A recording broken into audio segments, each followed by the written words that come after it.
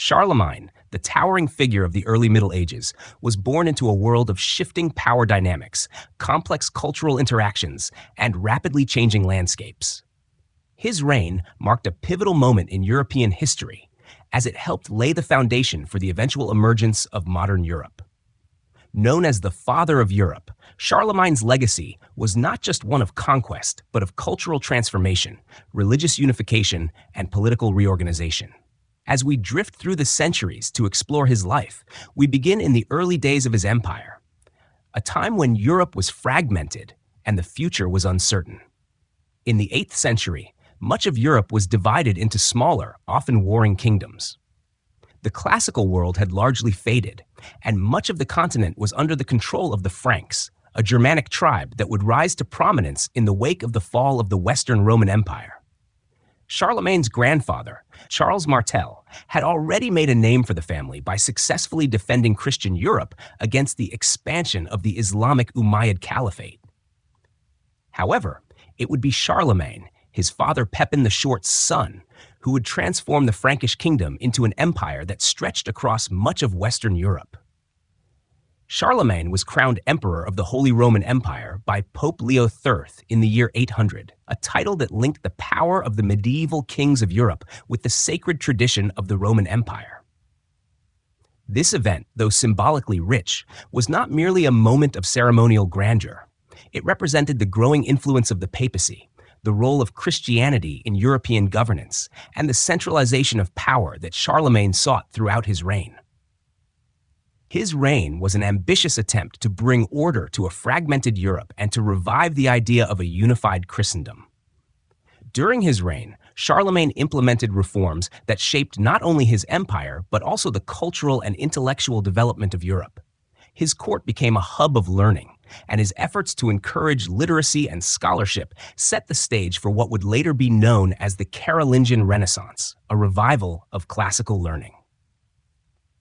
He sought to unite his diverse empire through a system of local administration, a strong legal framework, and a vision of religious unity. Yet, his empire was not without its challenges. The constant threats of Viking invasions, internal revolts, and the complexities of ruling such a vast territory all tested his leadership. Throughout his reign, Charlemagne was not just a warrior king, but also a patron of the arts, a reformer, and a leader determined to secure the future of his people. His empire, at its height, was a beacon of cultural and political ambition in Europe. But with his death in 814, the unity he had so carefully cultivated began to unravel. The empire fractured into several parts, setting the stage for the political landscape of Europe for centuries to come. As we explore Charlemagne's life, his reign, and his enduring legacy, we will see how his vision shaped not just his own time, but the future of Europe.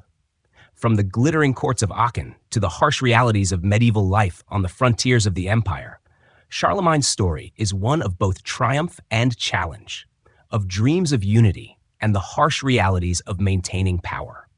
Through this journey, we will gain insight into the world he sought to build and the profound impact he had on the course of history. In this series, we will explore not only the events of Charlemagne's reign, but also the cultural and intellectual forces that shaped his time. We will visit the landscapes he knew, the people he governed, and the challenges he faced. The aim is not just to recount history, but to immerse ourselves in the world of Charlemagne, where the past feels as immediate and vivid as the present. This exploration will be slow and deliberate, like drifting through time, inviting you to learn and reflect as you gently drift into sleep. Charlemagne, whose name means Charles the Great, was born around the year 747 in what is now Belgium into a family of powerful rulers. His father, Pepin the Short, was the king of the Franks, and his grandfather, Charles Martel, had famously defeated the Umayyad Muslims at the Battle of Tours in 732. This victory solidified the Carolingian dynasty's control over the Frankish lands and established a reputation for military strength. However, Charlemagne's own path to power was neither simple nor straightforward. Growing up in the shadow of his powerful family, Charlemagne's early life was marked by the tumultuous political environment of the 8th century. The Franks were one of the dominant Germanic tribes in Europe, but they were far from the unified force they would become under Charlemagne. The kingdom was divided, and its leadership was often contested. Pepin had risen to the throne with the support of the Pope after deposing the last Merovingian king. This marked the beginning of a new era, but one that still needed consolidation. Charlemagne's father, Pepin, shared the kingdom with his brother Carloman after Charles Martel's death. This co-rule was fraught with tensions. Charlemagne and Carloman were both ambitious men, and it was clear that only one could eventually hold supreme power. In 771, Carloman died unexpectedly, leaving Charlemagne as the sole ruler of the Frankish realm. But the death of Carloman did not guarantee peace. Charlemagne still had to consolidate his power and face significant internal challenges. At this moment in his life, Charlemagne was 24 years old, young by the standards of his time, but with a strong military reputation already established. He was a formidable leader and a gifted strategist, inheriting from his father a kingdom that was militarily strong but politically fragmented. In many ways, Charlemagne's reign began with a determination to unite the fractured lands of his inheritance and extend the Frankish power across Europe. Charlemagne's rise was also shaped by his relationship with the Church, an essential aspect of his reign. In 751, Pepin had secured the papacy's support to legitimize his rule by taking the title of King of the Franks. This alliance with the Pope was crucial for the Carolingian dynasty's hold on power and would become even more significant for Charlemagne. The connection to the papacy was not merely political. It was also a matter of divine approval. As the Pope's endorsement provided the Franks with a sense of religious legitimacy that was essential in a world where the line between sacred and secular authority was often blurred. When Charlemagne took full control of the kingdom, he inherited a realm that spanned modern-day France, parts of Germany, the Low Countries, and much of Italy. However, his ambition reached beyond merely preserving his inheritance. Charlemagne sought to build an empire that would rival the glory of ancient Rome and establish a lasting peace in Europe. But in order to achieve this vision, Charlemagne would have to embark on a series of military campaigns and political alliances. The first challenge that Charlemagne faced was the Saxon tribes to the north. The Saxons were a pagan people who lived in what is now modern-day Germany, and their lands were a constant threat to the stability of the Frankish kingdom. For Charlemagne, the conquest of the Saxons was both a military campaign and a religious mission. He sought not only to expand his territories, but also to spread Christianity, which was a key part of the Carolingian vision of a unified Europe. Charlemagne's military campaigns were highly effective, as he succeeded in incorporating the Saxons into his empire, though their resistance would continue for several decades. The conquest of the Saxons marked the beginning of Charlemagne's expansionist policies, as he continued to build his empire through a combination of military force and strategic alliances. These campaigns were often brutal, and Charlemagne's methods, including forced conversions to Christianity, left a lasting impact on the peoples he conquered. But this expansion also allowed him to exert greater control over the western part of Europe and to create the conditions for the rise of a unified Christian empire. As we move through the history of Charlemagne's reign, it is clear that his rise to power was not solely defined by military success. Charlemagne's political acumen, his ability to forge alliances, and his relationship with the Church were essential to his ability to consolidate power. His leadership was characterized by a combination of pragmatism and vision, understanding that the future of his empire would depend not just on military conquests, but on creating a stable, unified realm. This vision would soon take shape in the form of the Carolingian Empire. In the early stages of Charlemagne's reign, we see the emergence of a king who was not only concerned with his own power, but also with the future of his people. His early military campaigns, his unification of the Frankish kingdom, and his alliance with the Pope were all steps toward the creation of something far larger, an empire that would reshape the course of European history for centuries to come. As we continue to explore Charlemagne's story, we will delve deeper into how he navigated the complexities of ruling such a vast and diverse territory, and how his empire would leave a legacy that would influence the world for generations. When Charlemagne assumed the throne of the Frankish kingdom after the death of his brother Carloman in 771, the realm he inherited was already a powerful one, but still fragmented and diverse. The Franks, a Germanic people, had risen to prominence in the centuries following the fall of the Western Roman Empire. Charlemagne's grandfather, Charles Martel, had been instrumental in halting the Muslim advance into Europe at the Battle of Tours in 732, earning him a reputation as a protector of Christendom. His son, Pepin the Short, had consolidated the Carolingian family's power by seizing the throne from the Merovingians, the former dynasty, with the blessing of the Pope in 751. This moment was a turning point for the Franks, marking the beginning of a new era that Charlemagne would continue and expand. Despite the Franks' military strength and political achievements, the kingdom was far from unified when Charlemagne ascended the throne. Pepin had divided his kingdom between Charlemagne and Carloman, and their co-rule was often marked by rivalry. Although Carloman's sudden death gave Charlemagne sole control, it did not immediately bring peace or consolidation. The Frankish kingdom was still composed of diverse peoples, with different languages, customs, and traditions. The realm was an amalgamation of territories ranging from present-day France to parts of modern Germany, Italy. The political unity of these lands was tenuous, as many regions were still ruled by local aristocrats who had their own interests and loyalties. Charlemagne's inheritance was not merely a geographic puzzle. It also involved a legacy of military strength and ongoing conflict. His reign would begin with significant military campaigns aimed at securing his borders and extending his influence over neighboring territories. But even before his military endeavors began, Charlemagne had to deal with the political structures left behind by his father. These included a fragmented system of local rulers, often at odds with one another, and a series of alliances that needed to be carefully managed. One of the first priorities for Charlemagne was to deal with the Lombards, a Germanic people who had established themselves as rulers of Italy. Pepin the Short had previously subdued the Lombards, but their kingdom remained a threat to Frankish interests, especially after the death of Carloman. The Lombards, under King Desiderius, sought to expand their influence and had a particular interest in northern Italy. Charlemagne, aware of the importance of maintaining control over the Italian peninsula, launched a campaign against the Lombards. In 774, he defeated King Desiderius and took the Lombard crown, securing his power in Italy.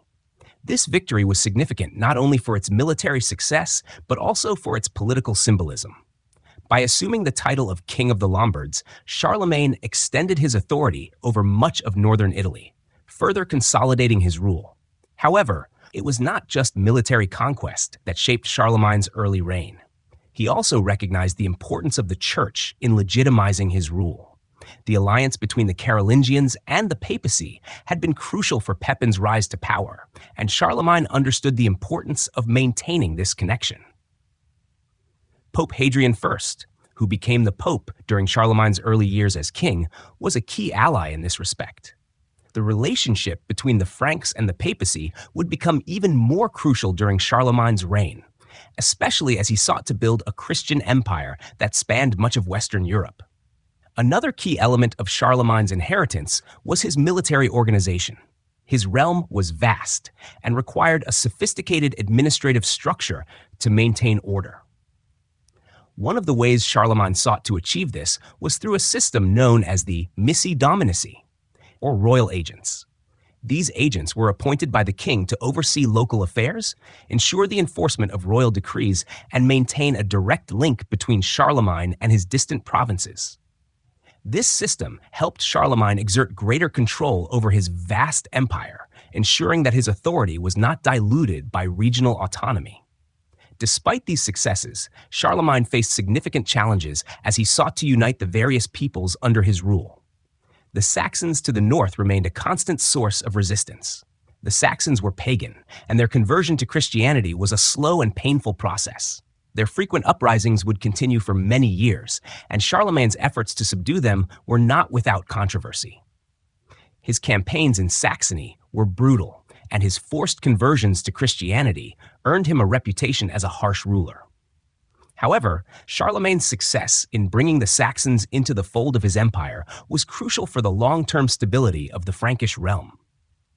Charlemagne's inheritance was a mixture of military strength, political challenges, and cultural diversity.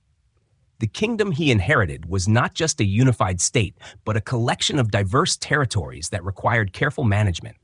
Through a combination of military conquest, political alliances, and administrative reforms, Charlemagne sought to create a centralized system of rule. His early successes in securing his borders, dealing with the Lombards, and organizing his kingdom helped to lay the foundation for the later expansion of his empire. As we move forward in Charlemagne's story, we will see how his leadership continued to shape the political landscape of Europe. His vision of a unified Christian empire would drive his military campaigns and his efforts to build a cohesive society. The challenges he faced in consolidating his power, particularly the constant pressure from external threats and internal dissent, would test his abilities as a ruler.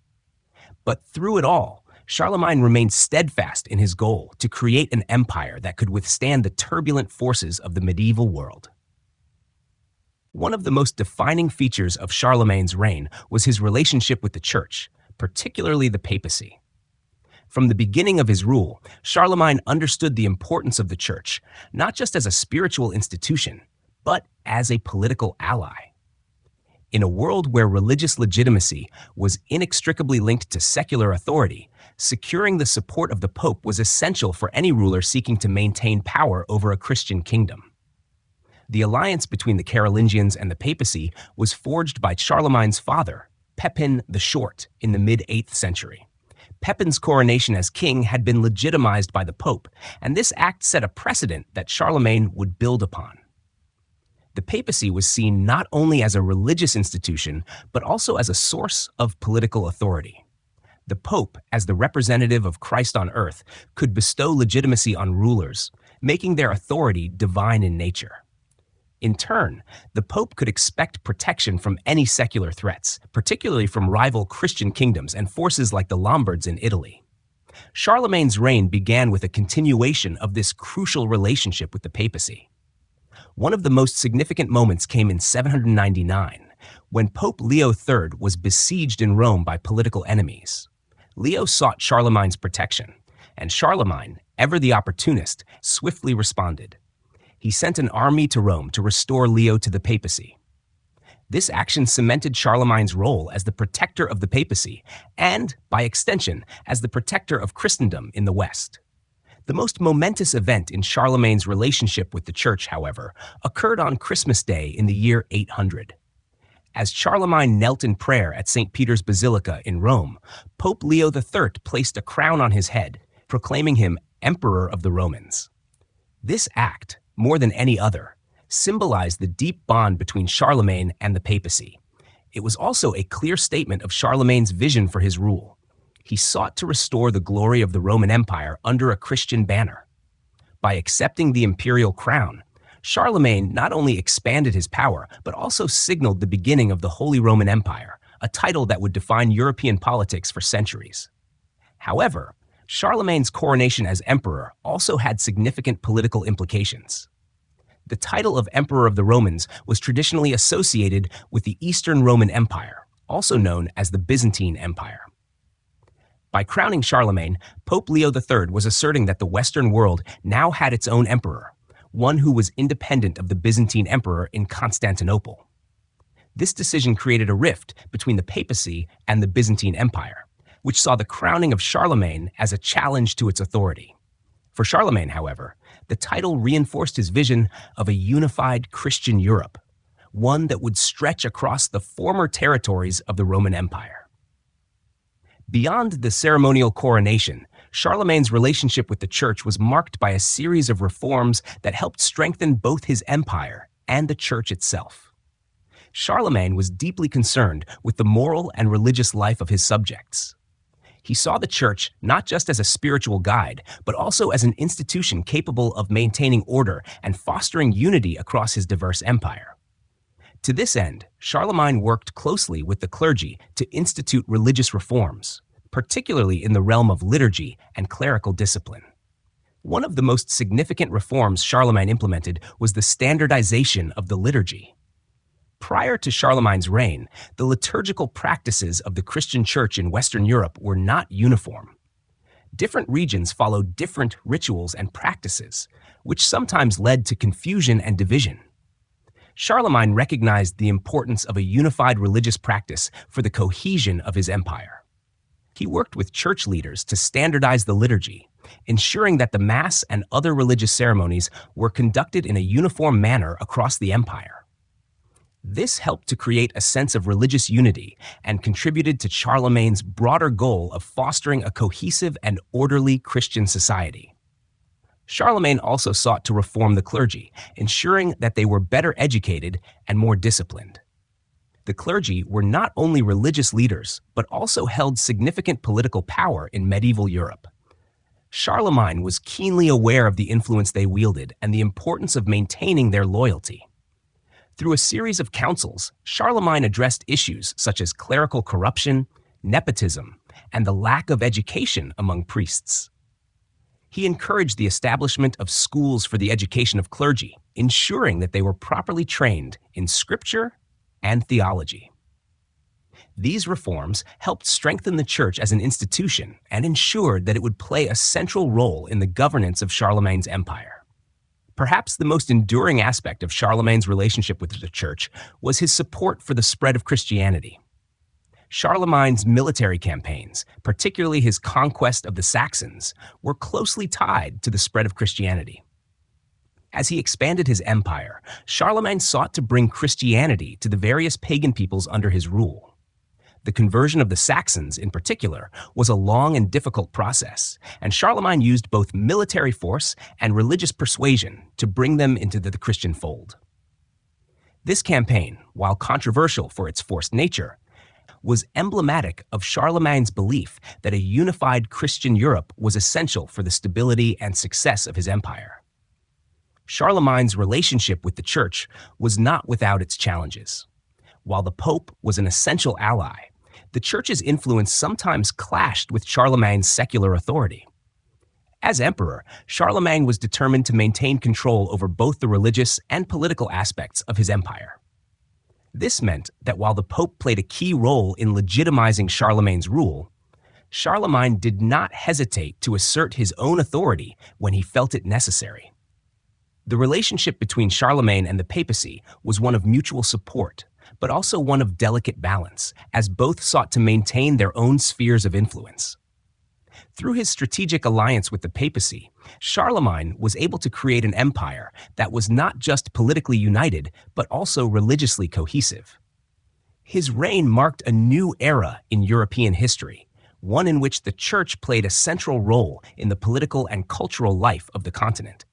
Charlemagne's ability to work with the papacy helped to secure his position as the ruler of a Christian empire and laid the foundation for the Holy Roman Empire, which would continue to shape European politics for centuries.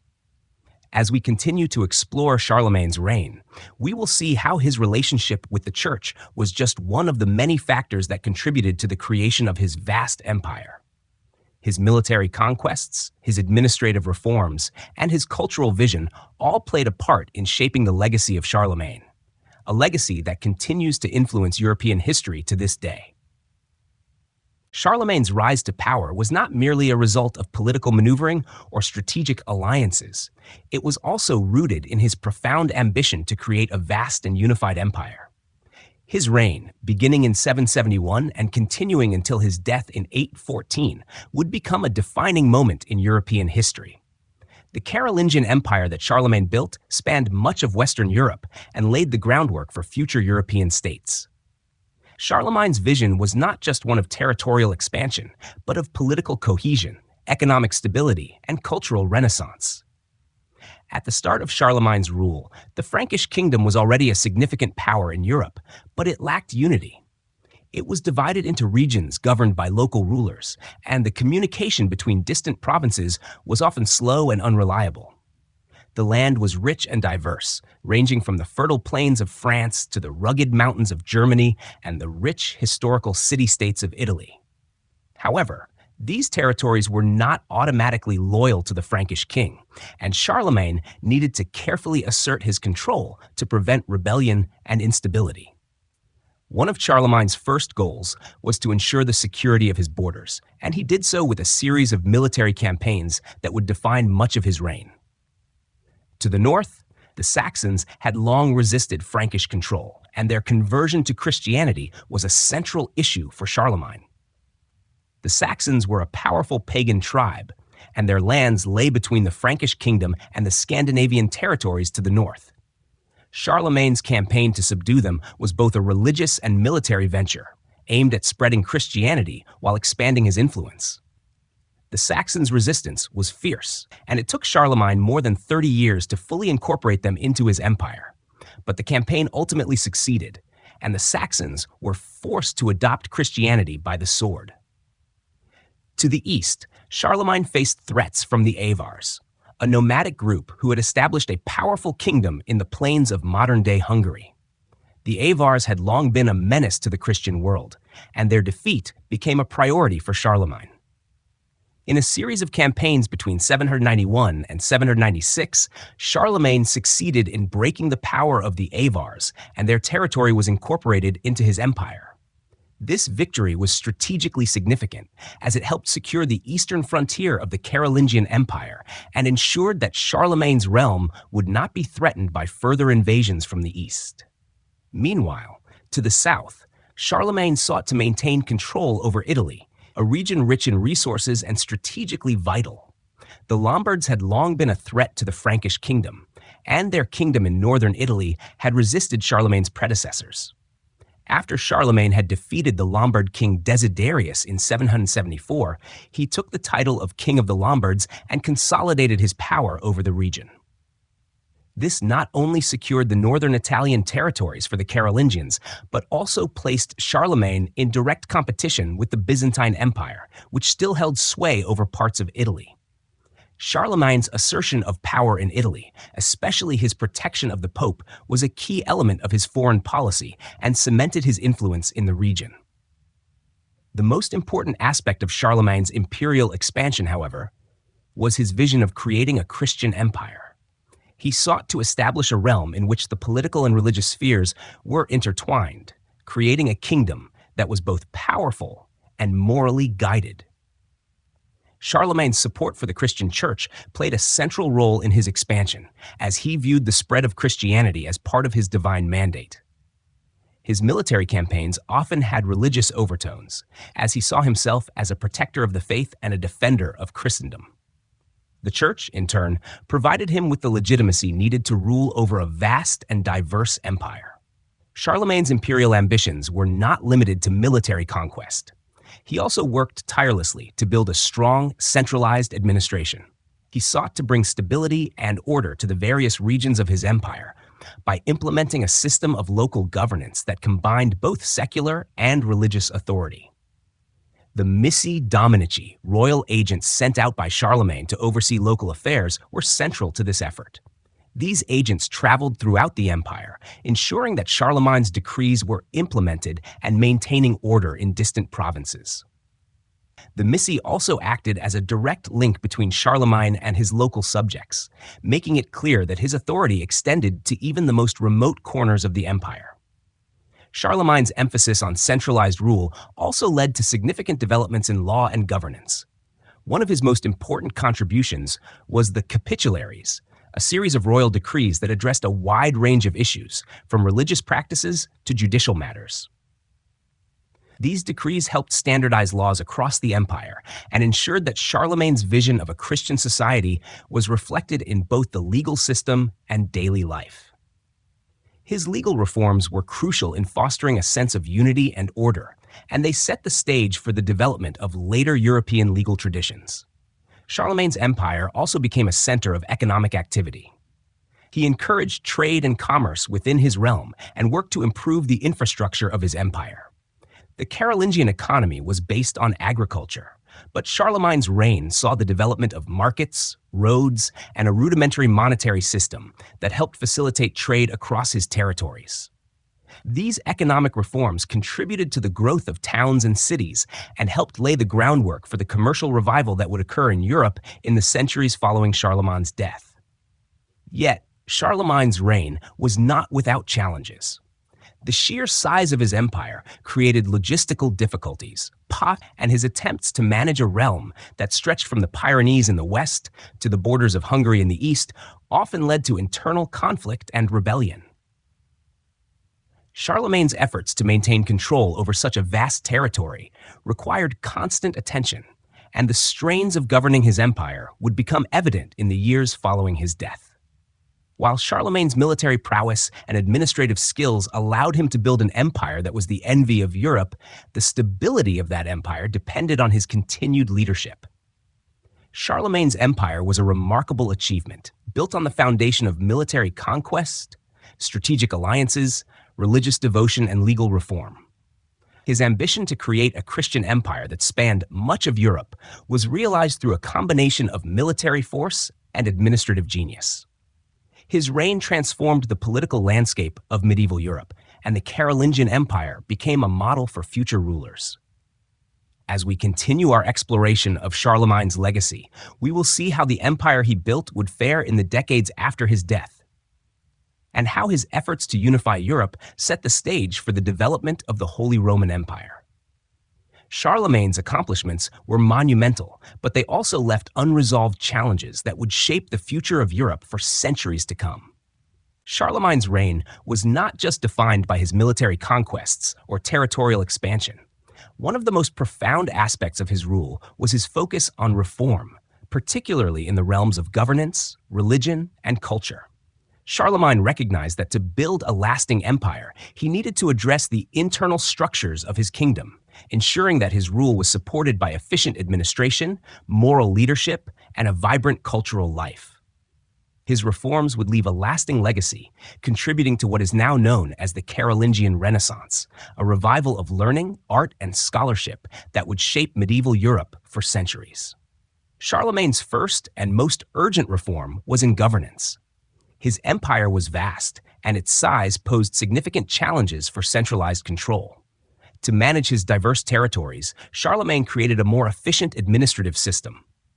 One of the key components of this system was the missi dominici, or royal agents, whom Charlemagne sent to various parts of his empire to oversee local affairs and ensure that his decrees were being carried out. The missi dominici were essentially royal inspectors, often a pair of a bishop and a nobleman, who traveled regularly to distant parts of the empire. This system allowed Charlemagne to maintain a direct link to his subjects and helped to ensure that his authority extended across his realm, even in the most remote regions. These agents had broad powers. They were tasked with administering justice, ensuring the proper collection of taxes, and supervising the clergy. The missi dominici were also responsible for making sure that Charlemagne's laws and edicts were being followed, helping to create a more uniform legal system across the empire. This system of oversight and accountability was revolutionary for its time, and it helped Charlemagne maintain stability in an empire that stretched across such a wide and diverse landscape. Charlemagne's legal reforms were equally significant. He issued a series of capitularies, which were royal decrees that addressed a wide range of issues, from local governance to religious practice. The capitularies helped standardize the laws across his empire, creating a more cohesive system of justice. These laws were designed not only to regulate behavior, but also to reinforce Charlemagne's vision of a Christian society. For example, the capitularies on the church sought to impose discipline on the clergy and ensure that they adhered to Christian teachings and moral standards. These reforms were part of Charlemagne's broader efforts to create a society that was both politically and spiritually united. Perhaps the most enduring legacy of Charlemagne's reforms, however, was his patronage of learning and culture. In an era when much of Europe was still recovering from the collapse of the Western Roman Empire, Charlemagne saw the value of reviving education, the arts, and intellectual life. The Carolingian Renaissance, as this revival is known, was characterized by a renewed interest in classical learning, the arts, and the preservation of ancient texts. Charlemagne established a vibrant intellectual court at his palace in Aachen, where scholars from across Europe gathered to study and copy classical texts, particularly those of the ancient Greeks and Romans. Charlemagne himself was not a highly educated man, but he deeply valued knowledge and learning, and he encouraged his court to become a center of intellectual activity. One of the key figures in this Renaissance was Alcuin of York, an Anglo-Saxon scholar whom Charlemagne invited to his court. Alcuin became one of Charlemagne's closest advisors and played a pivotal role in the educational reforms of the Carolingian Empire. He helped establish schools for the clergy and nobility, teaching subjects such as Latin, rhetoric, and theology. The curriculum was designed not only to educate the elite, but also to ensure that the clergy could better serve the spiritual and administrative needs of the empire. Alcuin's influence helped standardize education throughout Charlemagne's realm and contributed to the preservation of classical knowledge. Charlemagne also sought to preserve and copy ancient texts, many of which had been lost or neglected after the fall of the Western Roman Empire. Monasteries and scriptoria, where manuscripts were copied by hand, became centers of learning and preservation. The preservation of works by authors such as Augustine of Hippo, Boethius, and Virgil ensured that classical knowledge would survive through the medieval period. These efforts not only contributed to the intellectual growth of the Carolingian Empire, but also helped lay the foundation for the later intellectual movements of the Renaissance. Beyond intellectual life, Charlemagne also focused on religious reform. He sought to strengthen the authority of the church and ensure that the clergy were better educated and more disciplined. The clergy played a central role in Charlemagne's vision of a Christian society, and he saw their moral and intellectual improvement as crucial to the empire's success. To this end, he initiated reforms that sought to improve the quality of religious instruction and to eliminate abuses within the church. He also worked closely with the Pope to standardize liturgical practices, ensuring that the Mass and other religious ceremonies were conducted uniformly throughout the empire. Charlemagne's support for the arts also had a lasting impact. He patronized the creation of illuminated manuscripts, many of which have survived to this day as examples of Carolingian art. The Carolingian minuscule, a new style of writing developed during Charlemagne's reign, became the standard script throughout much of Europe. This style of writing, with its clear and legible letters, helped make texts more accessible and contributed to the spread of literacy. Charlemagne's court was also a center for the creation of religious art, including altarpieces, manuscripts, and other objects of devotion. This patronage of the arts not only helped preserve Christian culture, but also contributed to the broader cultural development of Europe. Despite the challenges Charlemagne faced in managing a vast empire, his focus on reform and cultural renewal helped shape the future of Europe. His educational reforms, his patronage of the arts, and his efforts to standardize religious practices all contributed to the Carolingian Renaissance, which would have a profound influence on the intellectual and cultural life of the medieval period. Charlemagne's commitment to education and learning helped lay the groundwork for the future revival of classical knowledge and the development of universities in Europe.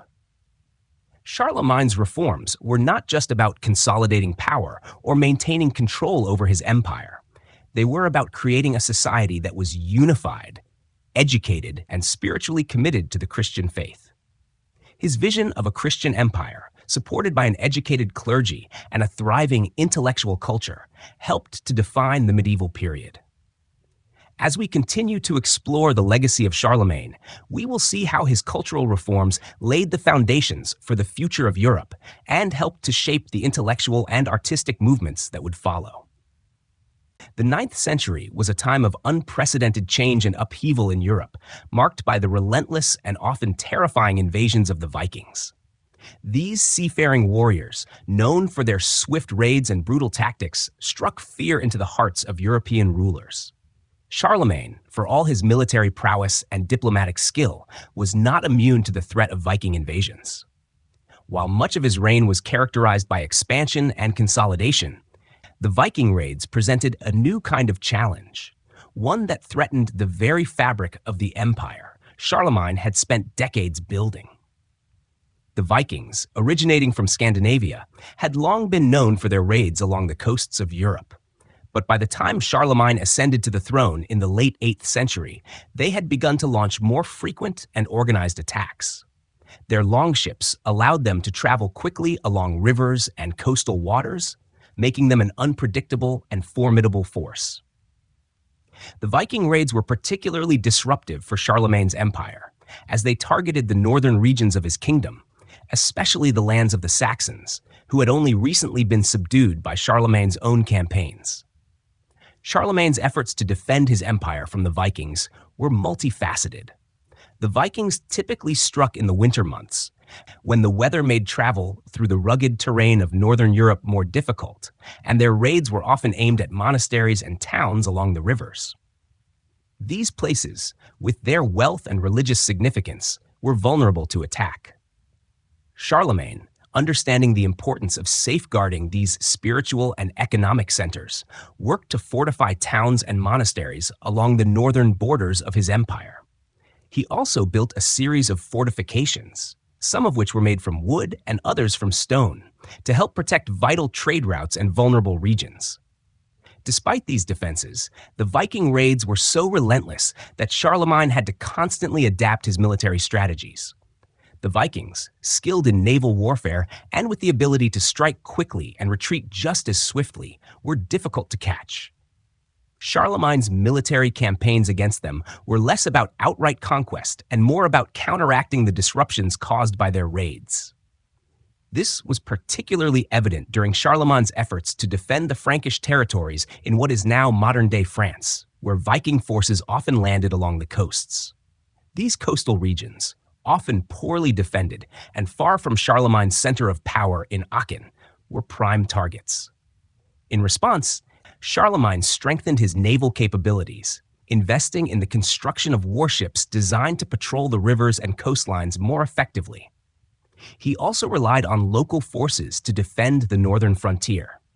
The Frankish military, which had already demonstrated its strength in other campaigns, was now faced with a new kind of warfare, one that required a blend of traditional infantry tactics and the ability to defend coastal and riverine regions from an unpredictable enemy. However, Charlemagne's efforts to protect his empire from the Vikings were not entirely successful. Despite his efforts to fortify cities and organize defensive strategies, the Vikings continued to raid with impunity, especially during the final years of Charlemagne's reign. Charlemagne's military campaigns, though effective in many respects, were not always able to prevent the raids from causing significant damage. By the time of Charlemagne's death in 814, the Viking threat had not been fully contained. The Vikings would continue to be a menace in the following decades, but Charlemagne's efforts to defend the empire were a significant early response to the growing threat. Charlemagne's approach to the Viking raids was not just a matter of military defense, it was also one of diplomacy. The Vikings, despite their reputation for violence, were also skilled traders and had established extensive trade routes across Europe. Charlemagne, ever the pragmatic ruler, sought to leverage these trade relationships to benefit his empire. While he could not always prevent raids, he sought to open diplomatic channels with Viking leaders to minimize the damage they caused. In some cases, Charlemagne engaged in negotiations with Viking chieftains, offering protection in exchange for trade privileges. This diplomatic approach reflected Charlemagne's broader strategy of using both force and negotiation to maintain stability in his empire. Charlemagne's relationship with the Vikings was complicated. While he sought to defend his empire from their raids, he also recognized their importance as a trading partner and even as potential allies in his broader European strategy. In some instances, he offered tribute to Viking leaders in exchange for peace, but this was not always successful. The Vikings, after all, were unpredictable and often driven by opportunities for plunder rather than any long-term political alliance. Despite these challenges, Charlemagne's reign marked the beginning of a more organized and proactive defense against Viking threats, setting the stage for future rulers to develop more comprehensive strategies. In the years following Charlemagne's death, his empire would fragment, and the Viking raids would become even more intense. The Carolingian Empire, which Charlemagne had worked so tirelessly to build, began to unravel, leaving the regions of France and Germany vulnerable to further Viking incursions. The decentralized nature of the post-Charlemagne world made it harder for subsequent rulers to mount a unified defense. The Viking Age would continue for many years after Charlemagne's death, but his reign marked the first serious attempt by a European ruler to confront the Vikings with a combination of military force, strategic fortifications, and diplomatic efforts. Though Charlemagne was unable to fully rid his empire of the Viking threat, his efforts were an important early step in the development of medieval European defenses.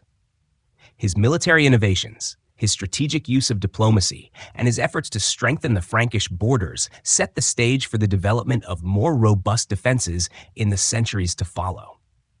Charlemagne's reign, marked by its military achievements and cultural reforms, was also defined by his struggle to protect his empire from the waves of Viking invaders, a challenge that would shape European history long after his death. As we reflect on Charlemagne's legacy in the face of Viking invasions, it is clear that his approach to defense was as multifaceted as his approach to governance and culture. While his efforts to secure his empire against Viking raids were not entirely successful, they were a testament to his resilience as a leader. Charlemagne's ability to respond to external threats while continuing to build a unified Christian empire is one of the defining features of his reign. While Charlemagne is often remembered for his military conquests and political innovations, one of his most lasting legacies was his fostering of culture and learning. In the early medieval period, Europe had suffered from the decline of literacy and the erosion of classical knowledge. However, Charlemagne, recognizing the importance of intellectual and cultural revival, transformed his court into a vibrant center of education, arts, and scholarship. This movement, known as the Carolingian Renaissance, not only revitalized classical learning, but also laid the foundation for the intellectual flowering of later centuries. At the heart of Charlemagne's cultural transformation was his commitment to improving education within his empire. He sought to create an environment in which the clergy, nobility, and even the common people could be educated in the classical traditions of antiquity. Although Charlemagne himself was not a scholar, he struggled with literacy. He deeply valued knowledge and encouraged the intellectual growth of his court. His reign marked a deliberate effort to preserve and spread the intellectual heritage of Rome, which had been so severely threatened by the collapse of the Western Roman Empire. One of Charlemagne's most important steps in this process was the invitation of scholars from across Europe to his court. Among the most influential was Alcuin of York, a prominent Anglo-Saxon scholar and monk. Alcuin, who had been educated in the monastic schools of England, became Charlemagne's chief advisor on educational matters. Charlemagne entrusted Alcuin with the task of reforming education throughout the empire, and under his guidance, the Carolingian Renaissance began to take shape. Alcuin established schools for the education of the clergy and nobility, where students were taught the 7 liberal arts: grammar, rhetoric, logic, arithmetic, geometry, music, and astronomy. These subjects were considered essential for the development of an educated elite and were directly influenced by the educational curriculum of classical antiquity. Alcuin also promoted the study of Christian theology, which, for Charlemagne, was a key pillar of his vision for a unified Christian empire. These schools, which were often attached to monasteries, helped preserve classical texts and teachings while fostering a new generation of educated leaders. One of the central elements of the Carolingian Renaissance was the revival of the study and preservation of classical Latin texts. Monasteries, under Charlemagne's direction, became centers of manuscript production and preservation. Scholars in these monasteries copied ancient texts, both Christian and secular, preserving them for future generations. In doing so, they ensured that works by classical authors such as Cicero, Virgil, and Boethius, along with Christian writings by figures like Augustine and Gregory the Great, would survive the centuries. This preservation of knowledge was vital for the intellectual growth of medieval Europe and helped to lay the groundwork for the Renaissance that would follow many centuries later.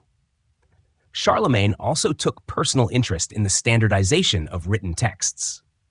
One of the most important innovations of this period was the development of Carolingian minuscule, a clear and legible script that made written texts more accessible. This new style of writing, characterized by its rounded letters and spaces between words, made it easier for people to read and copy texts. Carolingian minuscule became the standard script throughout much of Europe and was a key factor in the spread of literacy and the preservation of classical texts. The script would influence later writing styles, including the development of modern European scripts. The artistic and architectural achievements of Charlemagne's reign also reflected the intellectual and cultural ambitions of his empire. Charlemagne encouraged the creation of works of art that would reflect the grandeur and Christian identity of his reign.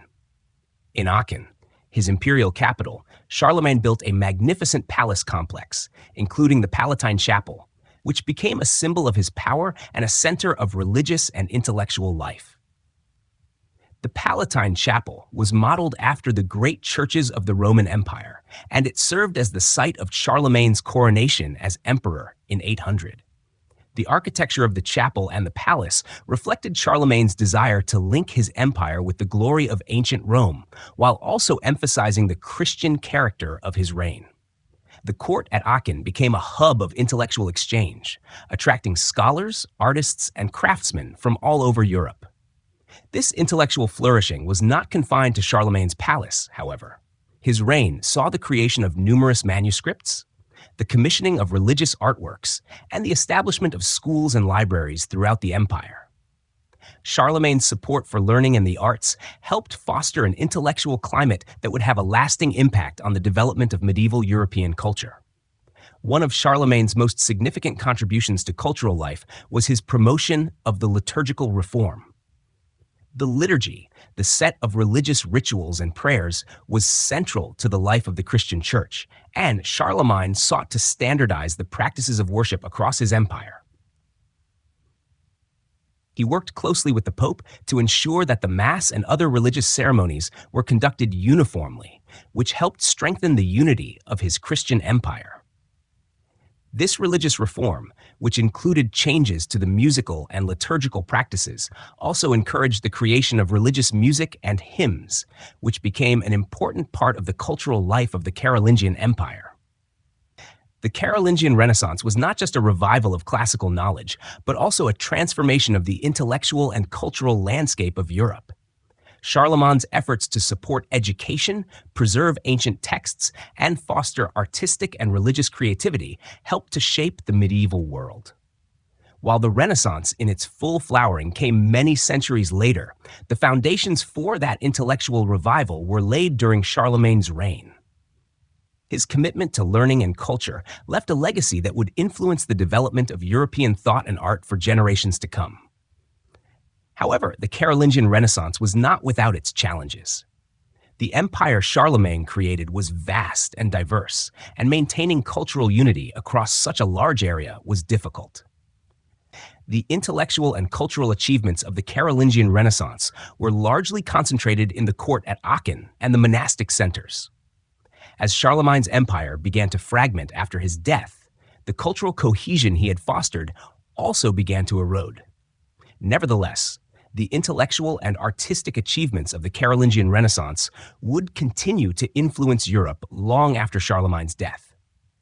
Charlemagne's court, with its emphasis on education, art, and intellectual exchange, stands as a testament to his vision of a unified Christian empire.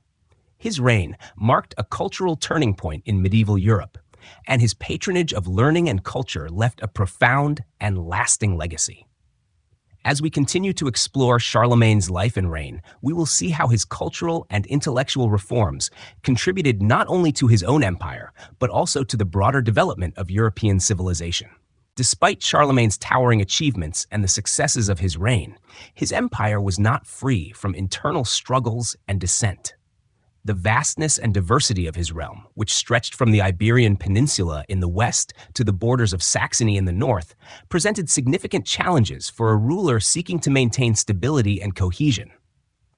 Charlemagne's realm was home to a variety of peoples, different languages, customs, and traditions, each with their own aspirations, loyalties, and grievances.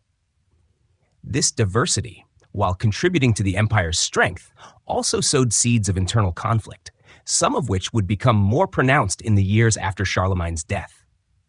One of the most persistent internal challenges Charlemagne faced was the tension between his centralized authority and the power of local aristocrats. As a ruler, Charlemagne sought to consolidate power and establish a more unified system of governance. His creation of the missi dominici, royal agents sent to oversee the provinces, was a direct attempt to limit the influence of local lords and ensure that royal authority was felt in even the most remote regions of the empire. However, many of the local aristocrats saw these agents as a threat to their traditional privileges and independence. The tensions between the crown and the local nobility would persist throughout Charlemagne's reign, even though the king's firm leadership largely kept these challenges in check. A particular point of contention was the distribution of land. Charlemagne, like many rulers of his time, rewarded loyal nobles with land and titles. These gifts of land not only served as rewards, but also acted as the basis for local governance. However, the concentration of land in the hands of the nobility contributed to a growing class of powerful landowners who had a vested interest in maintaining their own authority. While Charlemagne had centralized power during his reign, the vast size of his empire made it difficult to fully control every aspect of local governance. As a result, many nobles exercised considerable autonomy, sometimes ignoring royal edicts or undermining royal policy to further their own interests. This created a situation where Charlemagne's authority, though strong, was occasionally challenged from within. The friction between the crown and the nobility was also reflected in Charlemagne's efforts to impose legal reforms. His capitularies were intended to standardize legal codes and ensure justice throughout his empire, but these laws were often met with resistance from local elites. Nobles and bishops, who enjoyed considerable power in their respective regions, frequently disregarded or selectively enforced these laws when they conflicted with their own interests. While Charlemagne made efforts to ensure that the clergy adhered to his reforms, the practical challenges of governance in such a large and diverse empire meant that his laws were not always effective in curbing the power of local elites. Another internal struggle Charlemagne faced was related to the succession to the throne. The issue of succession was always a contentious one, particularly in a realm as vast and diverse as Charlemagne's. While Charlemagne had 3 legitimate sons, Charles the Younger, Pepin, and Louis the Pious, the distribution of power and territory between them caused tensions within the royal family. Charlemagne's desire to divide his empire among his sons created a pattern of succession disputes that would plague the Carolingian Empire after his death. While Charlemagne initially sought to divide the empire in a way that would maintain unity, his plan for shared rule between his sons led to power struggles that would eventually contribute to the fragmentation of the empire. The situation was further complicated by the fact that Charlemagne's sons had different temperaments and political ambitions. Charles the Younger, the eldest son, was given control of the western part of the empire, while Pepin was assigned the southern territories, including Italy. Louis, the youngest, was entrusted with the eastern part of the realm. However, Charlemagne's efforts to create a system of co-rule were problematic. As each of his sons sought to assert their own authority, rivalries began to emerge, undermining the cohesion of the empire. After Charlemagne's death, these rivalries would escalate into outright conflict, leading to the eventual fragmentation of his empire. The succession issue also had an impact on Charlemagne's relationships with the church. While Charlemagne had a strong alliance with the Papacy, particularly through his relationship with Pope Leo III, the succession question posed challenges to the stability of this relationship. The Pope's support for Charlemagne's imperial coronation in 800 was, in part, an endorsement of his authority over the Christian world. However, the uncertainty surrounding the succession to the throne made it difficult for the Papacy to maintain a consistent relationship with Charlemagne's heirs. When Charlemagne's sons took control of different parts of the empire, their individual relationships with the Pope would vary, leading to a more fragmented and less stable alliance between the crown and the Papacy in the years following Charlemagne's death. Charlemagne also faced the challenge of dealing with the Saxons, who, despite their formal incorporation into the empire, continued to resist Frankish rule. The forced Christianization of the Saxons, while ostensibly a success, was not without long-term consequences. Many Saxons resented the heavy-handed tactics used by Charlemagne to bring them into the fold of the empire, and uprisings were frequent. The Saxon Wars, which had begun early in Charlemagne's reign, continued throughout his life, with periodic revolts and resistance. The persistent rebellion in the Saxon territories served as a reminder of the limits of Charlemagne's authority and the challenges of maintaining control over a diverse and often unwilling population. The Viking invasions also placed enormous strain on Charlemagne's resources and leadership. While Charlemagne had successfully defended his empire against several Viking raids, the sheer scale of the Viking onslaughts in the following decades would challenge the Frankish military system. The Vikings, whose raids were often unpredictable and devastating, struck at the very heart of Charlemagne's realm, and the ability of his successors to defend the empire was increasingly called into question.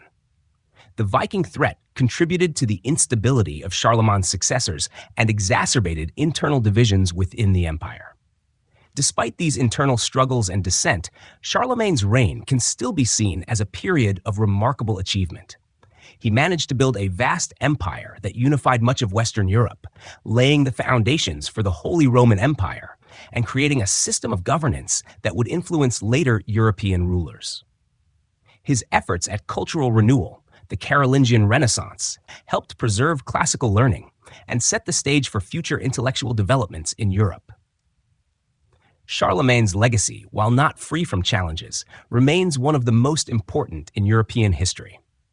As we continue to explore Charlemagne's reign and its aftermath, we will see how the internal struggles and conflicts that marked his later years contributed to the eventual fragmentation of the Carolingian Empire.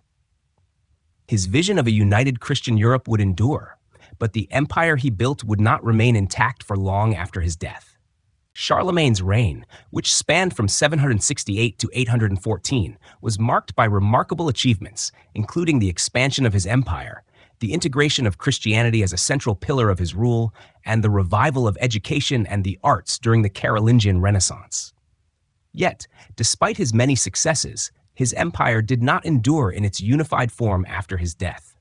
Charlemagne's death in 814 left a vacuum of power, and the legacy of his empire, once held together by his leadership and vision, began to fragment in the following decades.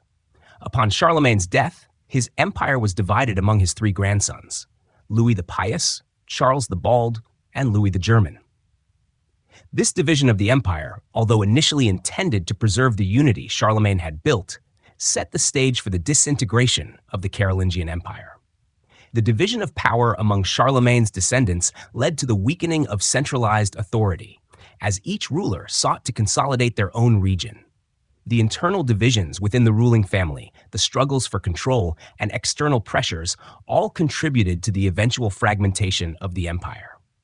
Louis the Pious, Charlemagne's only surviving son, initially sought to continue his father's legacy. As the emperor, he tried to maintain the empire's unity and uphold the Carolingian vision. However, his reign was marked by internal strife, including tensions with his sons, who were eager for more power. The Treaty of Verdun in 843, signed after a civil war among Louis's sons, resulted in the formal division of the Carolingian Empire into three kingdoms: the western portion, which became West Francia, modern-day France, under Charles the Bald; the eastern portion, East Francia, modern-day Germany, ruled by Louis the German; and the central portion, Middle Francia, which was eventually inherited by Lothair I. This division created a fragmented political landscape that was difficult to manage. The central portion of the empire, which had once served as the glue holding the whole together, quickly fell into disarray. Lothair's realm, which included Italy and the lands between East and West Francia, proved particularly unstable, as it lacked the same geographical cohesion as the other kingdoms. Over time, the region was absorbed into the other two kingdoms, further deepening the fractures within Charlemagne's empire. The division of the empire led to the emergence of two main regions, the Kingdom of West Francia and the Kingdom of East Francia. West Francia would eventually become the Kingdom of France, while East Francia became the Holy Roman Empire, a loose confederation of German-speaking states that would continue for centuries. While these successor states retained elements of Charlemagne's legacy, particularly in their commitment to Christianity and the model of rule he had established, they were far from the unified empire Charlemagne had envisioned. One of the primary reasons for the fragmentation of the Carolingian Empire was the weakening of royal power. Charlemagne had been a strong, centralizing figure, able to maintain control over a vast and diverse empire. His methods of governance, such as the use of missi dominici to oversee local affairs, helped ensure that royal authority was felt across the empire. However, after his death, the absence of a similarly strong ruler left the empire vulnerable to the ambitions of local nobles and regional powers. As the Carolingian monarchs became more ineffective and their power waned, local aristocrats and bishops began to gain more influence. This decentralization undermined the unity of Charlemagne's empire and led to further fragmentation. Another key factor in the collapse of the Carolingian Empire was the Viking invasions, which, though already a significant threat during Charlemagne's reign, became even more pronounced in the years following his death. The Vikings continued to raid along the coasts of France and Germany, further destabilizing the empire. Charlemagne had established some defenses against the Vikings, but his successors were less able to maintain order. The constant Viking raids, coupled with the lack of centralized power to respond effectively, weakened the Carolingian states and contributed to their eventual disintegration. The Muslim threat in the south, particularly in the Iberian Peninsula, also continued to pose a challenge to the stability of the empire. While Charlemagne had been able to maintain a degree of control over southern Europe, his successors struggled to defend the borders against Muslim incursions, particularly in the region of Septimania, modern-day southern France. The inability to protect these territories further weakened the Carolingian monarchs and their realm. In addition to these external threats, the empire also suffered from a decline in intellectual and cultural cohesion. The Carolingian Renaissance, which Charlemagne had supported, began to falter after his death. The intellectual vitality that had characterized Charlemagne's reign gradually diminished as political instability and the breakdown of the centralized educational system hampered scholarly activity. The monasteries, which had been at the forefront of the Renaissance, began to decline in influence, and the quality of manuscript production deteriorated. This decline in education, coupled with the disintegration of the empire, made it more difficult for the legacy of Charlemagne's cultural revival to endure. Despite the fragmentation of the Carolingian Empire, Charlemagne's legacy lived on in several important ways. The Holy Roman Empire, which emerged in the East under the leadership of the German kings, continued to be a major political entity in Europe for centuries. The idea of a Christian empire, inspired by Charlemagne's reign, would persist throughout the medieval period. Additionally, the concept of a unified Christendom and the central role of the church in governance, which Charlemagne had fostered, would influence European rulers for generations to come. Charlemagne's legacy also endured through the cultural and intellectual achievements of his reign. The Carolingian Renaissance, despite its decline after Charlemagne's death, had laid the foundation for future intellectual movements. The preservation of classical texts and the promotion of education would later serve as the basis for the intellectual revival that would culminate in the Renaissance of the 14th and 15th centuries. In the long term, Charlemagne's vision of a united Christian Europe would continue to inspire future rulers, even as the political unity he sought proved elusive. His reign, though marked by internal challenges and the eventual fragmentation of his empire, left a lasting impact on European history. The Carolingian Empire may have fallen apart, but Charlemagne's legacy shaped the course of medieval Europe, setting the stage for the development of modern European states and the enduring influence of Christianity in European politics and culture. In retrospect, Charlemagne's empire represents both the promise and the limits of imperial unity. His reign was a golden age of cultural revival and territorial expansion, but it also highlighted the difficulties of governing a vast, diverse realm in an era of political fragmentation. Charlemagne's vision, while not fully realized in his lifetime, became a powerful symbol for future generations of rulers and thinkers.